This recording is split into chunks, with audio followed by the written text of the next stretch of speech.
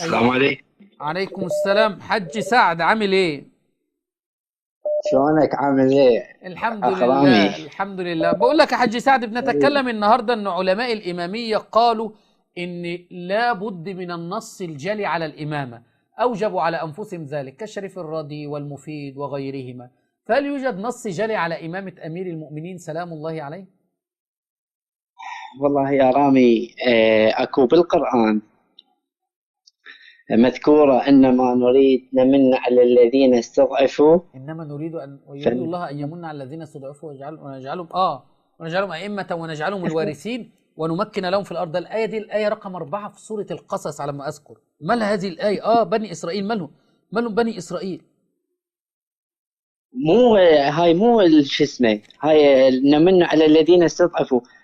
اهل البيت مستضعفين من عندكم، فالله سبحانه وتعالى هو من عليهم، ولا يعرف الولاية الا العقل سليم يا اخ، مع الله اكبر، احترام. هذه مصيبه. يعني الايه ديت هبينها دلوقتي واشرحها. ديت الدليل على ان امامه اهل البيت ان هم كانوا مستضعفين في الارض خلاص. والصحابه اللي كانوا مستضعفين في مكه دول ائمه معصومين، وبلال ما كان يوضع الحجر على صدره، وخباب ما كان يعذب، والصحابه اللي كانوا بيعذبوا دول ائمه معصومين. يا عم حج سعد هم كمان. شيخ رامي، يا اخ رامي ايه بس؟ خليني بقى اشرح الايه. حج سعد بقى خليها تطلعونا من هدومنا. حج سعد، الله سبحانه وتعالى هذه الايه بتتكلم عن بني اسرائيل.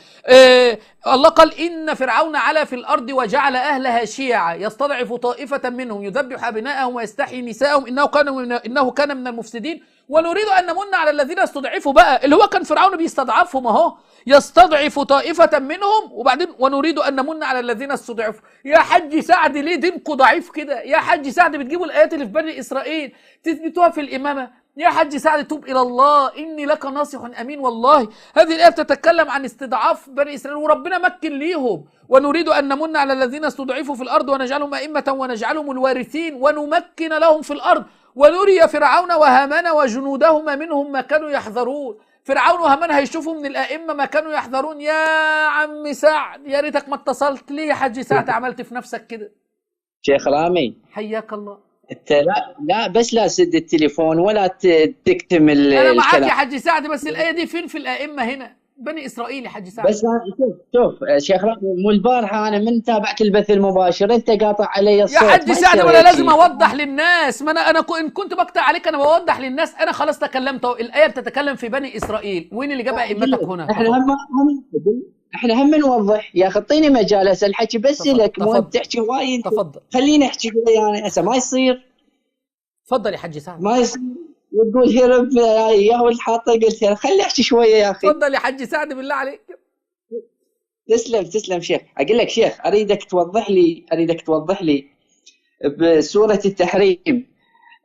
سوره التحريم، ان تتوبا الى الله. يعني دي نزلت في الامام. عرفت ما بسيبكمش ليه يا حاج سعد؟ غيرت الموضوع علشان تذهب لزوجات النبي اللي ربنا تاب عليهم. فقد صغت قلوبكما اي مالت عن الحق. ما كفروش. لو كفروا الله قال ولا تمسكوا بعصم الكوافر. ما كفروش، لكن الكافره هي اللي كانت بتنط كل يوم عند واحد زي ما الزنديق احمد سلمان بيقول، اللي هي نرجس. بيقول كانت بتنط، كانت بتذهب الى بيوت العلويين كل يوم وبتهرب، فبتخش عند رجاله العلويين بتعمل ايه؟ بالله عليك سيبنا بقى من موضوع زوجات النبي صلى الله عليه واله وسلم ونرجع. الايه اللي انت استدلت بيها يا حاج سعد عشان اسيبك تاخد راحتك بتتكلم عن بني اسرائيل. فين الائمه يا حاج على سعد؟ الصوت بتكذب ليه؟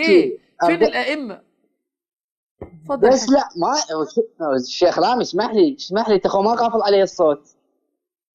ليه بتغير تغافل الموضوع يا علي حاج الصوت سعد للدرجه دي؟ دينك ضعيف. بس. يا اخي اعطينا مجال، انت لا تحكي عبالك قاعد بسوق، اعطينا مجال خلي احكي، لا تغفل علي الصوت. جاي تسمعني؟ اتفضل بس ما تغيرش الموضوع.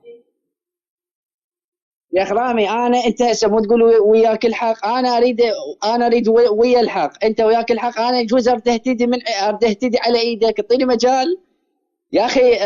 هاي مال سورة التحريم، ان تتوبا الى الله فقد صغت قلوبكما وان تظاهر عليه فان الله اقرا لي الايه، اقرا لي الايه لا وانا لا اعلق اقراها عليها. انت يا حاج سعد، اقراها. عديت ال 60 سنه ومش عارف تقرا الايه يا حاج سعد، عديت 60 سنه ولا حاجه ومش عارف تقرا الايه، وجايب الايه بتستدل بيها مش عارف تقراها يا حاج سعد. اقرا الايه يا حاج سعد، اقرا الايه اللي جاي تستدل. قلوبكما يا حاج سعد ما تعلمتوش لان قلوبكم مليئه بالحقد على عرض محمد صلى الله عليه وسلم. طمست هذه القلوب عن قراءه القران، طمست هذه الأعين، ترى الآية بس ما تعرفش تقرأها، وتراها بالتشكيل، المصحف مشكل أمامك أهو بالتشكيل أهو، لكن يبص برضه ما يعرفش حتى لو عنده 1,000,000 سنة. خلاص قلوب قاسية ملئت بالحقد على صحابة النبي، ملئت بالحقد على زوجات النبي التي قال عنهم وأزواج أمهاتهم، ملئت بالحقد على أزواج النبي صلى الله عليه وآله الذين قال عنهم النبي يا نساء، الذين قال عنهم الله يا نساء النبي لستن كأحد من النساء الطيبات للطيب، ملئت بالحقد. اقرأ الآية، اقرأ الآية، اقرأ الآية، لا سد التليفون، اقرأ الآية، لا سد التليفون، لا سده. اقرأ الآية. انت وياي تسمعني يا كرامي؟ اقرأ الآية يا حج سعد، اقرأ الآية يا حج سعد. ايه اقرأ لك الآية، ليش ما اقرأ لك الآية؟ يلا يا حج سعد، يلا يلا يا حج سعد. لحظة شيخ رامي، لحظة اسمعني. يلا يا حج اسمعني سعد. بارك الله، اسمعني خل اقرأ لك الآية. لحظة. هي الآية من البداية، إن تتوبا إلى الله فقد صغت قلوبكما وإن خطأ يا حج سعد، قلوبكما. اتفضل. هسه انت مو جاي تصحح لي. لا اصحح لك يا حج سعد، انت ما بتقراش قصة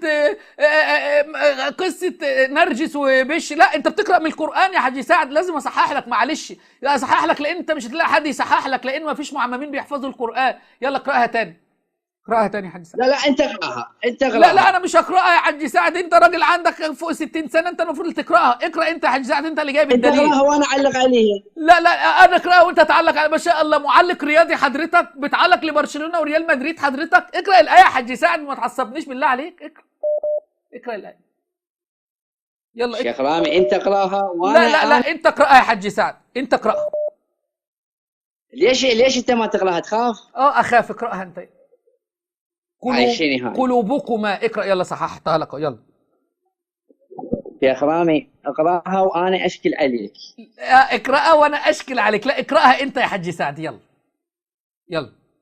الآية أنا ما حافظها، بس راح أقرأ لك جزء من عندها. لا ما أنت طلعتها من المصحف يا حج سعد، ما أنت طلعتها دلوقتي من المصحف. لا ما المصحف مو يمي. طيب مو المصحف مو يمي. يقول الآية تقول عسى الله أن يطلقكن فيبدله أزواج خيرا فعسى الله أن يطلقكن فيبدله أزواج. ما فيش آية في القرآن كده يا حج سعد. خلينا بقى اشكل عليا علشان أرد عليك يا حج سعد عشان وقت الحلقة. يا أخي أكو بالقرآن كيفك أنت يا شيخ رامي؟ اشكل عليا في الآية، اشكل عليها في الآية يلا. إيه عسى الله أن يطلقكن فيبدل أزواج خيرا منكن. عسى ربه عسى الله إن طلقكن. إيه بس يا حج سعد؟ عسى ربه إن طلقكن أن يبدله أزواجا خيرا منكن. فهل النبي طلقهن؟ إيه هل عائشة وحفصة. هل النبي طلقهن؟ هل النبي طلقهن؟ لأنه كان ليش؟ لأن نبي الله نوح ليش ما طلق زوجته؟ يبلي الأمة لا يا حبيبي، تعالى نوح ولوط يبلي الأمة. ماتوا في حياة نوح ولوط وكانوا عبرة، لكن زوجة محمد مات محمد صلى الله عليه وآله وسلم ما بين سحرها ونحرها وفي غرفتها ومات عندها، وأمرها الله بتبليغ القرآن والسنة. قال واذكرن ما يتلى في بيوتكن من آيات الله والحكمة، ولم يأمر زوجتها نوح أو لوط بتبليغ القرآن والسنة. وبعدين قال وأزواج أمهاتهم، ولم يقل على أي زوجة سواء مؤمنة أو كافرة من أزواج الأنبياء السابقين، لم يقل على أي زوجة أنها أم للمؤمنين. قال النبي أولى بالمؤمنين من أنفسهم وأزواج أمهاتهم. لم يقل ذلك على أي نبي من الأنبياء من قبل على زوجة نبي من الأنبياء، بل أمرهم بتبليغ القرآن والسنة أيضا. واذكرن ما يتلى في بيوتكن من آيات الله والحكمة، بل قال لستن كأحد من النساء. يا حج سعد شيل الحقد اللي في قلبك ده، عشان كده انت جاهل بكتاب الله، لا عارف تقرأ كتاب الله ولا تعرفه شيء، فقط عاملين زي النصارى بتاخدوا الأجزاء اللي انتوا تشكلوا بها على المسلمين ولا تعرفون تقرأوا كما أن القساوسة ما بيجوا يشكلوا علينا من القرآن لا يعرفون قراءة القرآن. أنت لم تتعلم القرآن ولم تقترب من القرآن. إن تتوبا إلى الله فقد صغت قلوبكما، إن ترجع أي حفصة وعائشة إلى الله فقد وجد منكما ما يوجب التوبة. ليه بقى؟ حيث ملت قلوبهما إلى محبة ما كرهه النبي صلى الله عليه وسلم، فتابوا إلى الله تبارك وتعالى، تابوا إلى الله. وربنا قال ولا تمسكوا بعصم الكوافر. فالنبي بخلاف الأنبياء السابقين، إن كان في نبي زوجته كافرة، لكن في شريعة محمد ولا تمسكوا بعصم الكوافر. عرفت يا حج سعد؟ ممكن تقرأ لي الآية بقى دي تاني؟ بلاش دي، ممكن تقرأ لي أي آية من القرآن الكريم يا حج سعد؟ ليش ما أقرأ لك شيخ رامي؟ أقرأ لك بس اتفضل. لا اتفضل اقرأ يا حج سعد. كل يوم بتخش تطعن في عرض النبي صلى الله عليه وآله وسلم، وانا اقول يا عم ده في سن ابويا الله يرحمه، خليك معاه واحده واحده وارفق بواحده واحده. لكن المره دي كان لازم يكون في شده معاك يا سعد عشان تراجع نفسك تاني، عشان تعرف ان انت لا تعرف شيء من القرآن ولا تعرف تفسير في القرآن. عسى ربه ان طلقكن ان يبدلها، لم يطلقهم النبي صلى الله عليه وسلم. هل طلقهم النبي صلى الله عليه وسلم وابدلوا بخير منهن؟ لم يطلقهم النبي صلى الله عليه واله وسلم، بل امرهم الله بتبليغ القرآن والسنه.